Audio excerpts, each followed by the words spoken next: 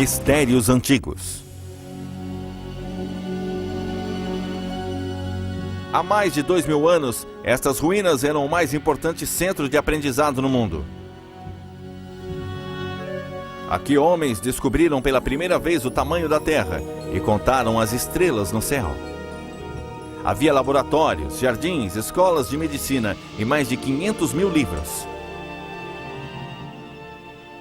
Esta antiga biblioteca no Antigo Egito educou algumas das mentes mais brilhantes de todos os tempos. Estas ruínas podem conter os segredos de séculos de conhecimento. As sementes de nossa cultura atual foram plantadas nestas velhas galerias em Alexandria. Talvez a coisa mais fantástica sobre ela é que existiu por mais de 6 séculos, e isto pode ser o que sobrou dela.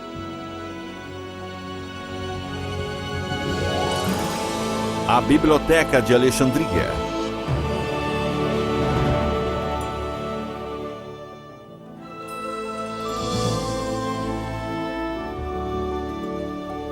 Origens do pensamento. A fundação da Biblioteca de Alexandria já foi chamada de início da história moderna. Mais do que uma biblioteca, foi o primeiro centro de pesquisa no mundo. Por séculos, Alexandria convidou pessoas importantes de todo o mundo para estudar dentro destas paredes. Os residentes poderiam viver, comer, aprender e trabalhar com os visitantes que traziam novos conhecimentos do mundo todo para cá. Aparentemente, tudo o que sobrou da legendária biblioteca é esta escavação chamada Serapeum. A segunda estrutura construída quando a original começou a superlotar de livros e pessoas. O Serapeum existe apenas para nos dar uma pequena amostra da grandiosidade de outrora. The amazing thing about the Library at Alexandria is that it was the most important place of learning in the ancient world. And we don't know where it was or where it is now. We don't know what it looked like. We don't know the details of what books did it have. We don't know everybody who was there. There's more that we don't know than we do know. Yet it was the most important event, perhaps, in the intellectual history of man.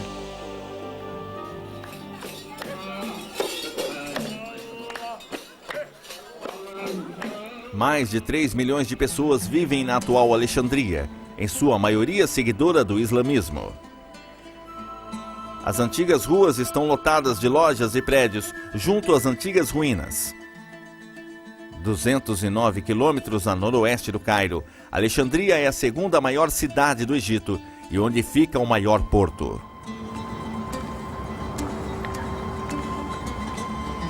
Mais de 3 milhões de pessoas vivem hoje nessa cidade. No século IV a.C., neste refinado porto natural chamado Ilha de Faros, atracou o ilustre conquistador Alexandre o Grande.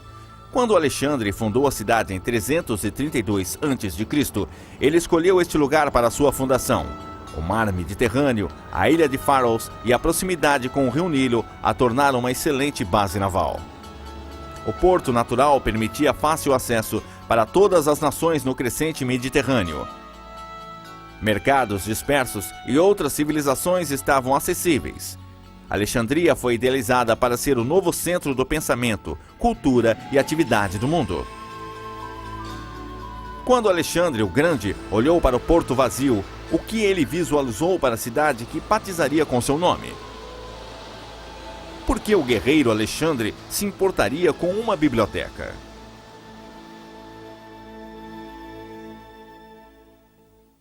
Muito antes de Alexandre adentrar no Egito, os gregos já questionavam a existência humana. Era o início do entendimento do mundo natural. Investigar tudo era muito importante. Atenas, na Grécia, tornou-se o cérebro de todo o mundo grego antigo. Discussões e debates eram passatempos comuns. Discursos públicos produziam estudiosos públicos que se tornaram celebridades.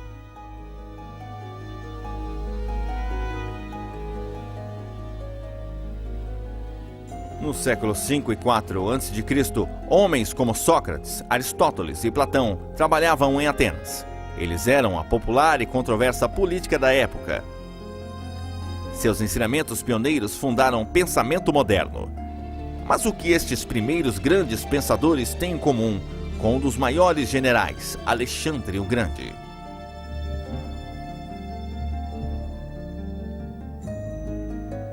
The tradition is that Alexander was taught by Aristotle. And Aristotle, of course, was taught by Plato, who in turn was taught by Socrates. Plato and Socrates believed that the senses mislead you, that if you can see it, you shouldn't really believe it. They believed in eternal, unchanging truths, which are known by the mind, not by the senses. Aristotle turned this around. Aristotle said, no, nothing enters the mind except through the senses. And he, in turn, taught Alexander the Great. Alexandre nasceu para ser o governante da Macedônia, o estado que mais crescia no mundo grego antigo. Naturalmente, o rei Felipe queria o melhor tutor para educar seu filho. Assim, com 13 anos, Alexandre, futuro o Grande, foi confiado a Aristóteles. O filósofo preencheu o jovem guerreiro com uma grande paixão pelo estudo. Educated men are as much superior to uneducated men as the living are to the dead. The fate of empires depends on the education of youth. Aristotle the philosopher, 4th century BC. Alexandre aprendeu que o conhecimento é um instrumento para o poder. Em sua aventura para conquistar o mundo, uma década depois, Alexandre carregou uma cópia da Poética de Aristóteles e da Ilíada de Homero para a batalha. Um guerreiro que também era um poeta. Lançando seu grande exército sobre a Ásia, Índia Ocidental, o talentoso e jovem comandante inspirava admiração. Sua campanha para derrubar o Império Persa o fortaleceu diante do mundo antigo, ganhando o apoio de exércitos, reinos e países.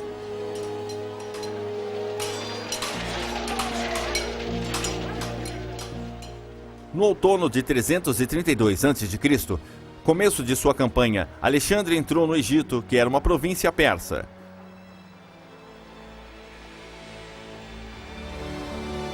Assim, o Egito tomou Alexandre como um libertador da opressão persa. Aceito como governante, ele foi coroado faraó do Egito. Por mais de 3.000 anos, o Egito havia sido governado por faraós com status divino, e eles eram a ligação entre o mundo mortal e o mundo dos deuses. Faraós egípcios eram educados para serem deuses na vida e na morte. Mas Alexandre era grego e não egípcio. Não havia garantia de vida após a morte. Onde poderia Alexandre encontrar a imortalidade?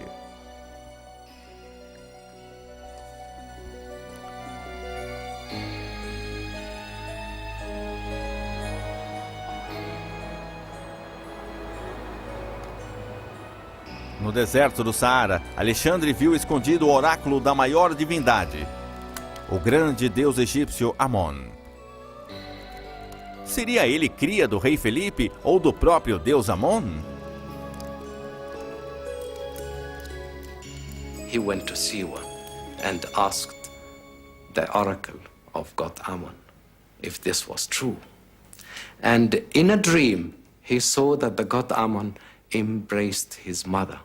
So this was an assurance, a confirmation of the claim. And then he asked his father, God Amon, if he would require him to do anything. And the answer came also in a dream. King, I am God Amon speaking to you. Go and found an illustrious city at the site of the island Faros. He immediately carried this out.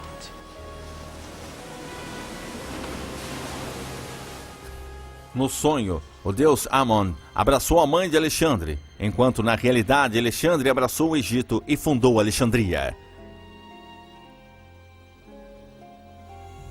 Em 332 a.C., ele decretou que sua cidade seria a fonte mundial do conhecimento, polo cultural atrativo para o restante do mundo. No coração da cidade haveria um instituto de ensino no qual seus impérios seriam desenvolvidos. O lar da ciência e literatura. A biblioteca deveria ser um centro universal, estimulador da cultura.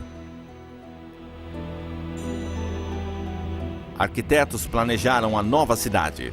Após 6 meses no Egito, Alexandre continuava com suas aventuras pelo mundo. Parecia assim que ele conseguiria dominar o mundo. Mas em 323 a.C., enfraquecido por ferimentos e febre, possivelmente envenenado, Alexandre o Grande morreu precocemente. O que aconteceria com sua querida cidade? Os novos conquistadores compartilhariam da sede de conhecimento de Alexandre? A biblioteca de Alexandria ainda não havia sido construída quando ele morreu. O mundo vislumbraria sua visão completada?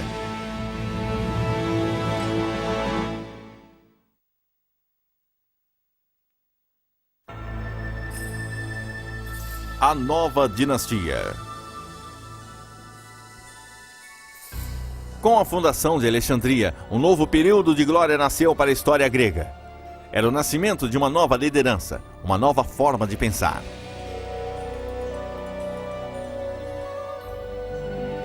Quando Alexandre o Grande morreu, seu reino egípcio foi tomado por Ptolomeu, o general em quem Alexandre mais confiava, e que construiria a biblioteca que Alexandre visionara.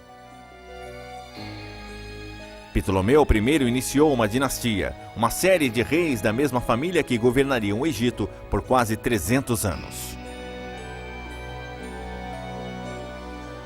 Ptolomeu I fez de Alexandria a capital do Egito, mas ainda assim a capital enfrentava desafios de invasores poderosos. They competed with one another in power, in wealth, and grandeur. One field of competition was culture.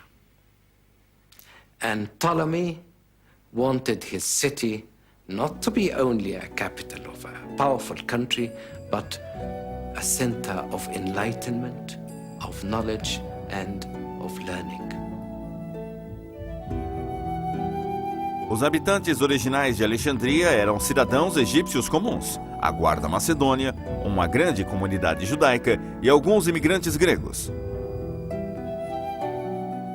Graças a Ptolomeu, Alexandria imediatamente começou a atrair acadêmicos influentes do mundo grego. Ptolomeu I foi um homem com grande força de vontade e inteligência, que se cercou de pessoas importantes, seja na literatura, na filosofia ou na ciência.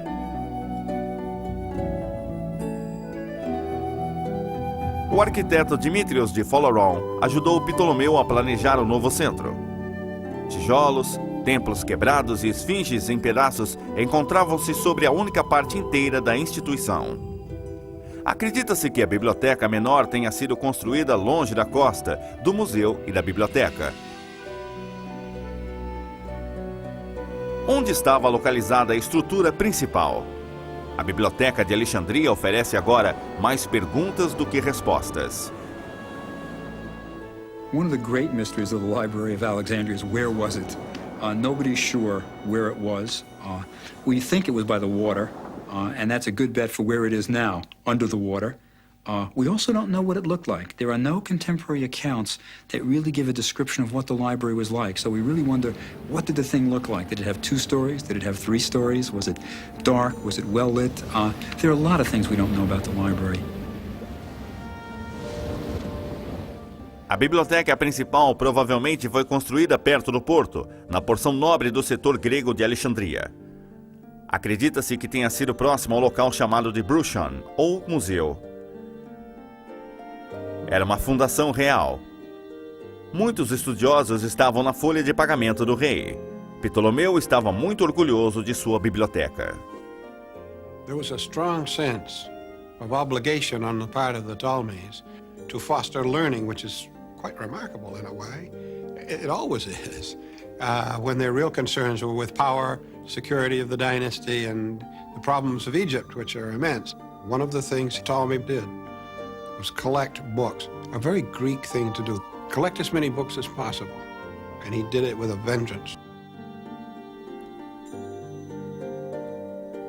Os visitantes chegavam com suas versões de textos antigos. Por vezes, asiáticos eram enviados para levar novos textos. Algumas vezes, manuscritos eram doados. Até a biblioteca de Aristóteles foi adicionada à de Alexandria. We are told also that there was a law that any traveler who set sail into the harbor of Alexandria was searched for books. Not for drugs, but for books. And if a book was found, it was taken to the library. If there was no copy of it, it was confiscated and the traveler was compensated. So they did wonderful things in order to acquire books. But the normal method of acquiring books was, of course, by purchasing them. And there were marts and markets for books. So, in this way, Alexandria acquired the largest collection of books ever existed in antiquity. Quantos pergaminhos teria a Biblioteca de Alexandria? A ideia de Ptolomeu era ter tudo o que já foi escrito no mundo grego e mais. A biblioteca secundária, Serapion, é conhecida por ter mais de 300 mil títulos. Mas com o passar dos tempos, essa coleção ficou maior. We don't know how many books there were. The best authority I know of says about 500,000, which is an awfully big library by anybody's standards. But counting books is a very inexact science. Muitos manuscritos antigos não foram simplesmente guardados na Biblioteca de Alexandria, mas utilizados em pesquisas e como referência em trabalhos de estudiosos. Livros de valor incalculável foram copiados por escribas locais e trocados por outros com os comerciantes do mundo antigo. Alguns dos trabalhos mais importantes do mundo antigo teriam se perdido se não tivessem sido copiados em Alexandria. The main significance of the library and the museum at Alexandria is that it did what a great library does. It disseminates knowledge. When you go in and take a book out of the library, you're performing one of the great basic cultural functions, and the library is doing its job. Cada peça tinha de ser catalogada, talvez com referências cruzadas e guardada. Os bibliotecários deveriam ser capazes de recolocar as obras utilizadas e, ao mesmo tempo, reorganizá-las com a chegada de novos textos. Junto com os novos trabalhos vinham também novos visitantes. Estudiosos eram atraídos para Alexandria, fazendo com que a cidade aumentasse sua reputação para se tornar um centro de aprendizado e conhecimento. Herophilus estabeleceu um centro médico de estudos em Bruchiand. Antes, os médicos de Alexandria usavam corpos de animais para realizar seus estudos de anatomia. Muito antes de a anestesia ser utilizada, havia rumores de operações realizadas em seres vivos. Mas não há evidências que comprovam isso. Contudo, Herophilus foi o primeiro a praticar estudos médicos em corpos de humanos mortos.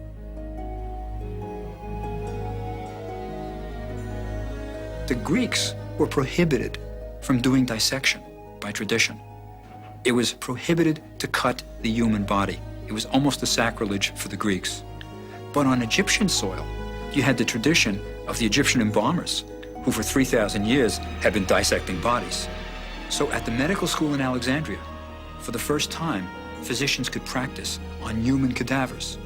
And in Greece, in Athens, for example, there were physicians who often said, I wish I had studied at Alexandria because they could do human dissection.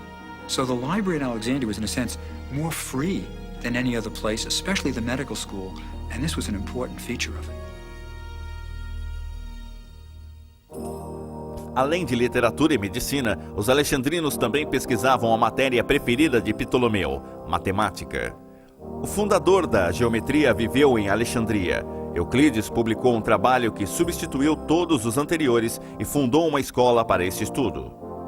The geometry you studied in grade school is, of course, from the Alexandria Library. Euclid, who codified the results of the basic theorems that others had made. And you will still see in an ordinary, everyday paperback introduction to geometry the name of one of the men who worked and studied at the library. Pouco se sabe sobre Euclides, mas há uma lenda que resiste. Quando Euclides mostrou seu novo trabalho a Ptolomeu, o rei perguntou se havia uma maneira mais fácil de se fazer geometria. Euclides respondeu que não havia meio mais fácil.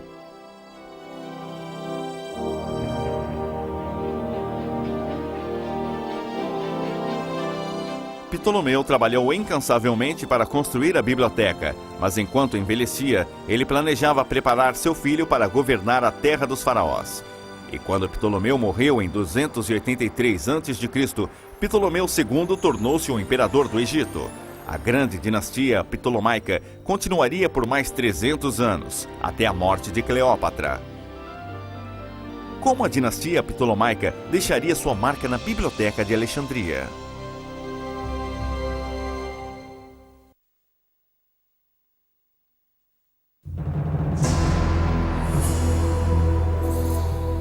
Mistérios antigos.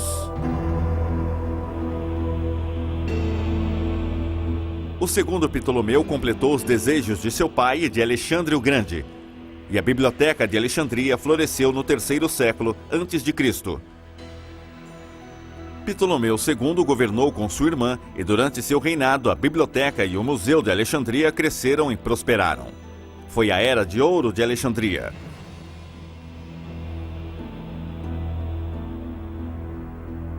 Além de expandir a biblioteca e o museu, Ptolomeu II construiu a última das 7 maravilhas do mundo antigo, um gigantesco farol na ilha de Faros. Hoje, a base da estrutura do farol está enterrada sob uma base militar islâmica moderna, a fortaleza de Tayat Bey.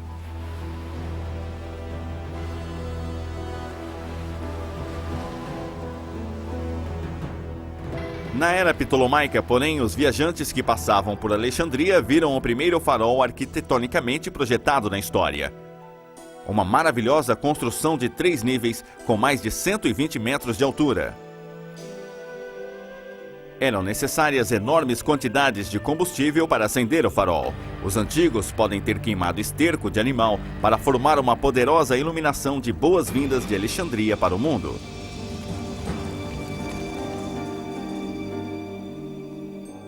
Navegadores guiados pelo farol eram atraídos para a biblioteca. Quais maravilhas encontraram nos muitos pergaminhos? The history of Egypt would be typical of the kind of thing that would be in the library. Histories and records and literature would be an example of the kind of records necessary for a scholar to do research with. The difficulty was, of course, that there were 2 languages involved, Egyptian and Greek. But the basic language of the libraries was almost completely Greek, for this was a Greek ruler, a Greek court, a Greek culture imposed on the incredibly old civilization of Egypt. A biblioteca guardava todo tipo de literatura. Todos os grandes filósofos deveriam estar representados, inclusive Diógenes. Ele foi inspirado por um camponês que vivia simploriamente. Quando jovem, Diógenes deixou de usar copos para beber com as mãos. Depois, libertou-se de todas as comodidades mundanas. Ele juntou um grupo de pensadores chamados de cínicos e documentou suas visões críticas sobre a sociedade grega. Diógenes acreditava que não se poderia confiar em nenhum homem.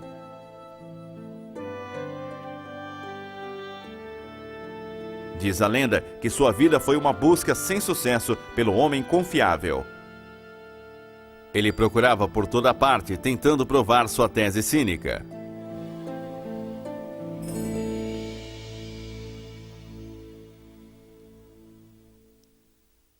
A filosofia de Diógenes, o cínico, era apenas uma fração da imensa coleção da biblioteca.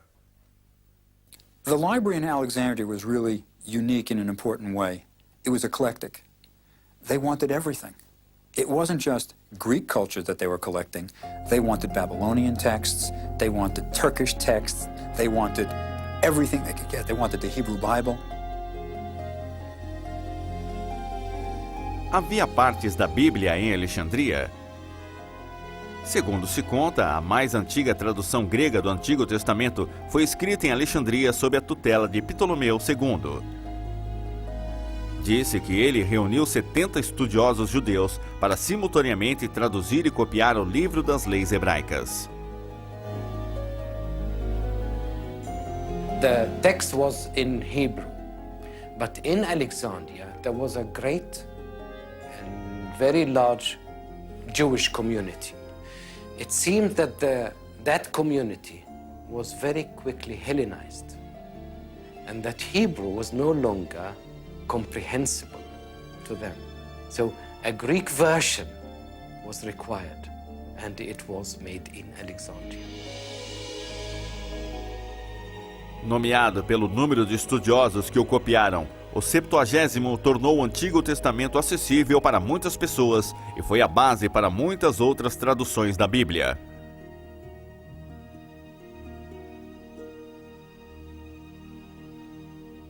A Bíblia e muitos outros livros eram feitos em pergaminho de papiro naquela época.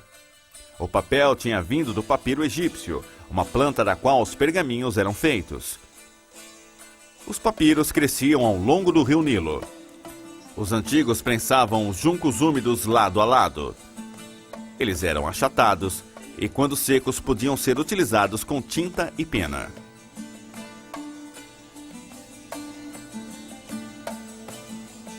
It took a long time for a scribe to finish a book. And I don't think they looked on labor, of course, the way we do. We would go crazy trying to copy another book in longhand on papyrus. But it was a famous profession. And some scribes rose to be important people. Of course, in those days, to be able to read and write was almost magical.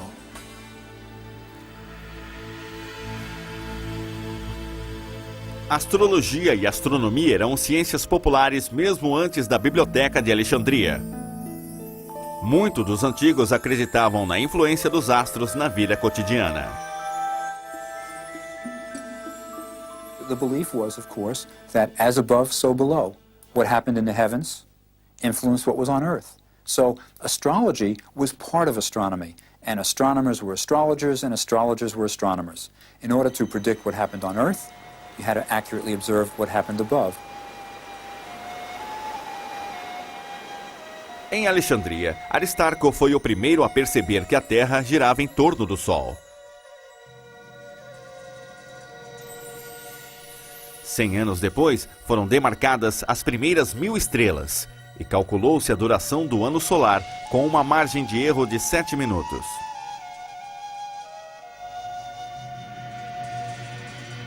The library must have been an exciting place to be at. I mean, this was the closest you had to a government grant, where you could just do what you wanted to do and be supported. In the air was the sense that study everything for its own sake and just try to put everything together for figuring out the mysteries of the universe.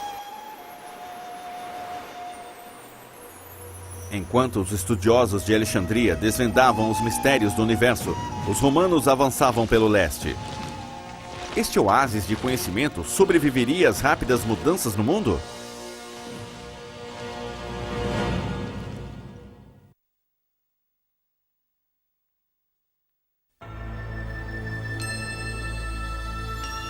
O último faraó.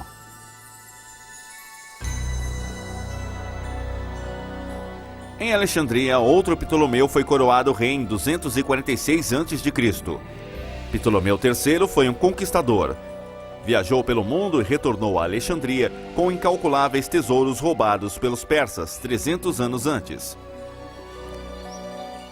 Esse ato de restauração deu-lhe a alcunha de Ptolomeu III, o benfeitor.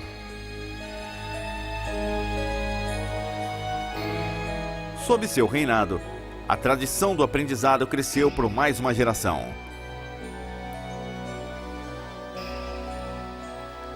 cerca de 235 a.C., a posição de chefe da biblioteca foi ocupada por Erastótenes. Mantendo a linha de pensamento tradicional, ele também foi tutor da família real. 40 anos mais tarde, Erastótenes era habilitado em muitas áreas da poesia à ciência.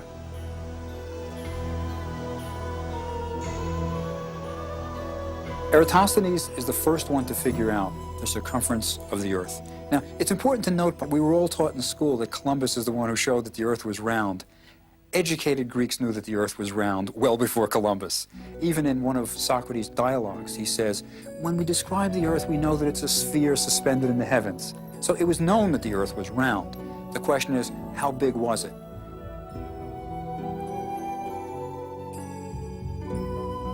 Observando as projeções das sombras em Alexandria e no sul do Egito ao meio-dia do mesmo dia e calculando seu tamanho e sua relação com as distâncias entre as duas cidades, Erastótenes foi capaz de descobrir a circunferência da Terra.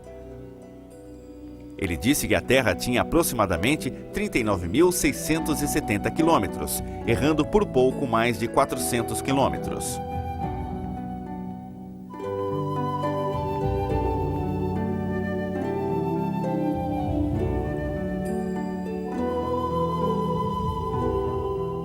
Um contemporâneo de Aristóteles, Arquimedes, foi um visitante de Alexandria, talvez um dos mais celebrados matemáticos da antiguidade. Arquimedes estudava pesos e medidas, o que hoje chamamos de física. Sua tese principal foi sobre um sistema de bombeamento de água que até hoje é referência. Descobrindo essa chave para a ciência moderna, Arquimedes é lembrado por sua comemoração, Eureka, que significa descobrir.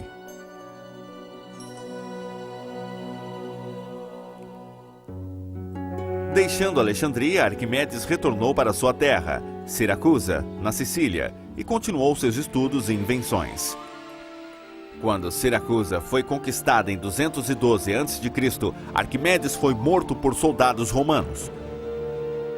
Disse que ele estava resolvendo um problema de matemática quando foi morto.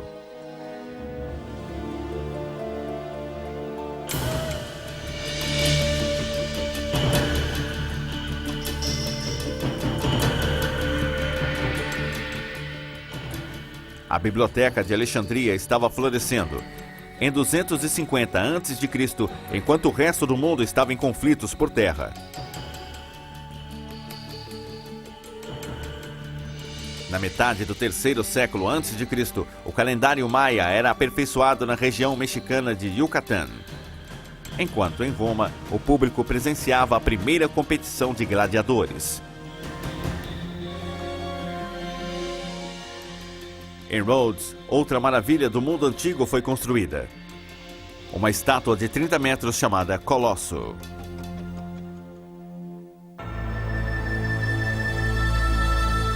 No auge de sua popularidade, muitas das mais elevadas mentes vieram para Alexandria. Mas com o tempo, o brilho da biblioteca começou a apagar. O reinado do quarto Ptolomeu marcou o início do declínio da dinastia e da biblioteca.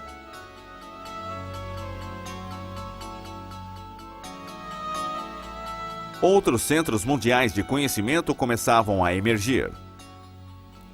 Próximo ao mar Egeu, outra biblioteca começava a competir com Alexandria em esplendor e cultura. Enquanto o poder de Roma se espalhava pelo mundo, os egípcios da dinastia ptolomaica renderam-se ao comando romano. Em 48 a.C., quando o general romano Júlio César veio ao Egito, a governante do Egito era a rainha Cleópatra, de 19 anos. Talvez ela seja a mais famosa e fabulosa dos Ptolomeus. A mitologia que cerca Cleópatra começa com sua linhagem. We often think of her as an Egyptian. No, she was a pure-blooded Greek. She was the direct descendant of that Ptolemy who was one of Alexander's field commanders. She was the undoubted pharaoh, the god queen of Egypt. She had high intellect and was quite an extraordinary person by any standards.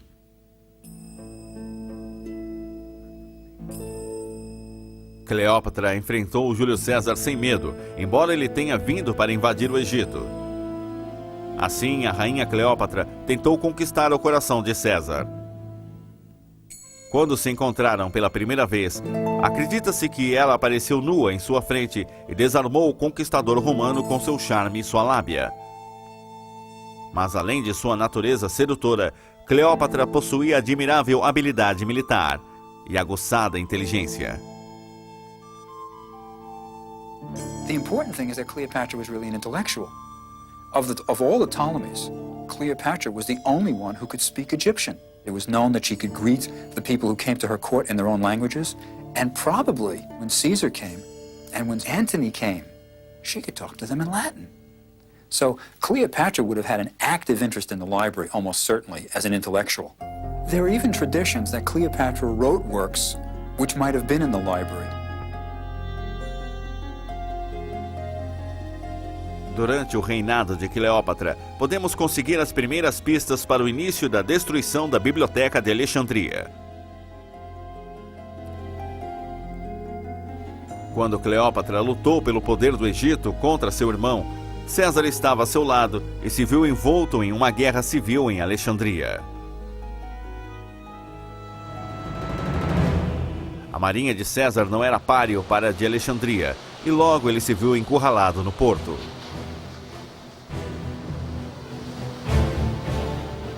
Caesar found himself encircled, resorted to the use of fire, and he set fire in the enemy's ships. The fire destroyed ships at sea and in the docks. And here the account of Caesar himself stops. A century later, we have more details that the fire was not limited to the ships, but extended to the closer parts of the city, near to the harbor. And Plutarch, who knew Alexandria very well, and who visited Alexandria, says that the fire extended from the docks to the great library of Alexandria.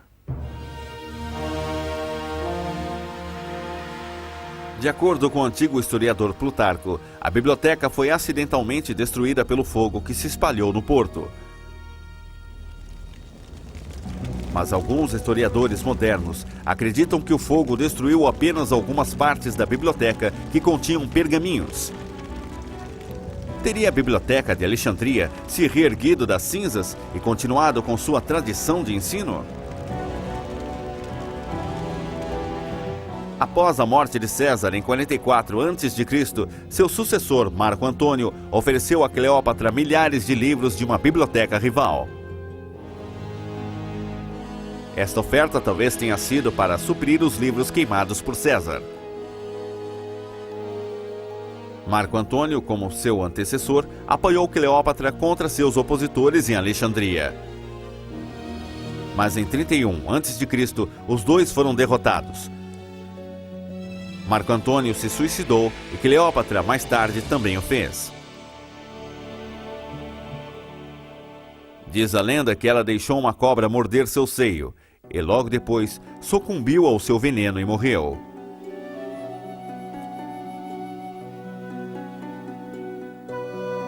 O mais provável é que ela tenha bebido veneno e por isso morrido. Não importa a causa. Com a morte de Cleópatra, encerrou-se a dinastia dos Ptolomeus, fundadora da Biblioteca de Alexandria em 30 a.C.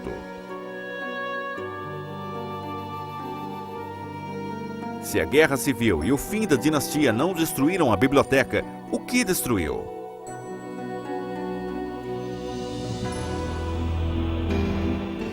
Com o fim da dinastia ptolomaica em 30 a.C., Alexandria tornou-se capital de uma província romana fundada pelo sobrinho neto de Júlio César, Augusto César, primeiro imperador romano.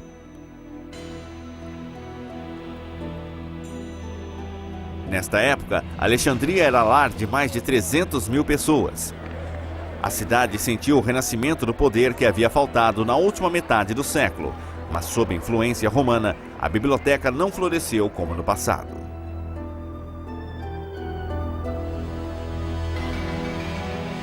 The Romans had a different concept of learning than the Greeks. They weren't into it for its own intellectual enterprise, for the sensuousness of just pure learning, of pure reason.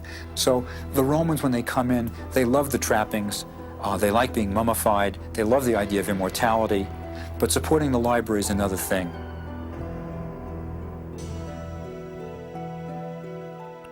Mas a biblioteca continuou a produzir estudiosos? Cláudio Ptolomeu, um romano de ascendência grega, nasceu próximo ao fim do século I d.C.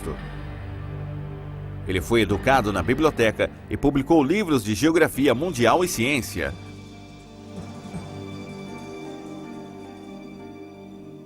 Usando os estudos de Hiparco, Cláudio escreveu livros de astronomia e astrologia.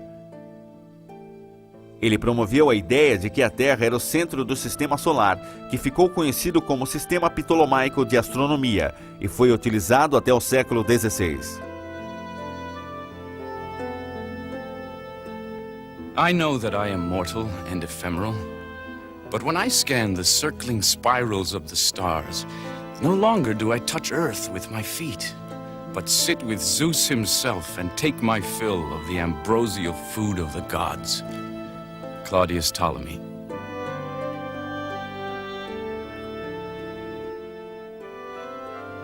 Cláudio viveu durante um período de relativa paz no Império Romano. Mas em 200 d.C., Alexandria enfrentou um ataque e foi invadida. Os grandes tempos de conhecimento e aprendizado haviam passado para sempre.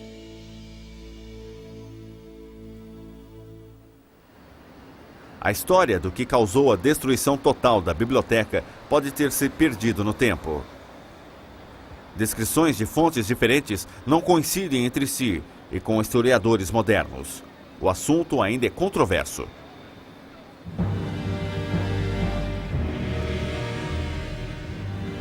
No ano 400 da Era Cristã, o paganismo se tornara ilegal e o cristianismo se tornara a religião oficial do Império Romano. O imperador Teodósio mandou destruir qualquer monumento ou templo que não reverenciasse o cristianismo. Estudiosos pagãos foram mortos nas ruas. Durante um tempo de constante confrontação étnica, a biblioteca poderia ter sido destruída por cristãos.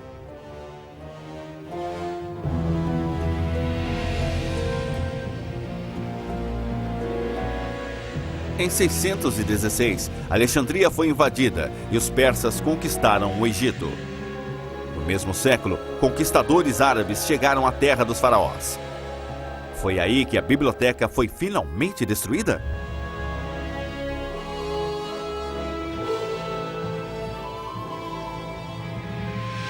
I think most people today who study the problem would say that the real destruction came when the great Muslim army crossed the Delta, took and sacked the city.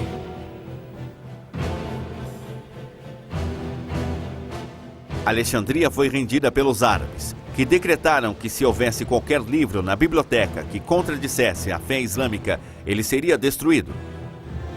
E se eles apoiassem a fé, eram desnecessários e seriam destruídos. De qualquer modo, diz a lenda que os árabes ordenaram que todos os livros da biblioteca fossem queimados.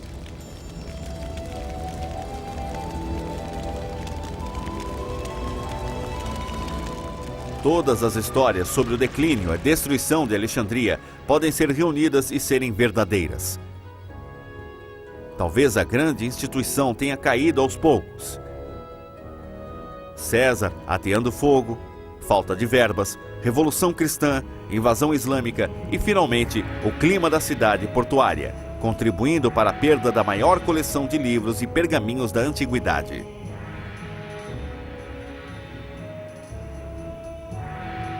Qualquer coisa que tenha sobrado se desintegrou. Talvez o mais importante não seja saber como a biblioteca desapareceu, mas que ela existiu. I think the wonderful thing about the Library of Alexandria is that they did it, that the Ptolemies were willing to support this group of scholars that didn't do anything for the Greek economy. They didn't bring in money. They didn't make any contribution to the Ptolemies' lifestyle, but they still supported it. It was a sense of learning for its own sake, and that's wonderful. O legado da Biblioteca de Alexandria é nossa base moderna de pesquisa. Foi lá que há 2000 anos, estudiosos reuniram-se com as maiores mentes do mundo para desvendar os mistérios do mundo antigo. O legado de Alexandria está em nosso conhecimento moderno.